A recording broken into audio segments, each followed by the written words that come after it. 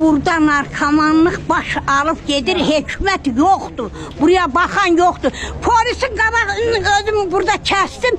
Deyir ki, belə də elədi. Nə belə də elədi? Polis baxmır, heç kim baxmır. Tezdən qalx, səhər tezdən gəl bizim qapı 50.000 dənə iğnə. Her gün. Her gün. Evimde kunum yoktu. Hayatta kunum var. Saat 4-5 bir daha gelen Qaraçıların önünden qardaş canımız boğazımıza yığılıb. Birine bir söz verdim. Alan ne deyirsən səni? Aha. Gel cevap ver. Ne uşağımızın terbiyesi var, ne özümüzün terbiyesi var, ne kızımız eşya töre çıkabilir, ne gelinimiz töre çıkabilir, ne oğlumuz, hamımız, bir de narkoman özümüzde kalmış. Ben de çekeceğim daha. Ha vallahi. Allah eləməsin. Bir abırçılık değil, bir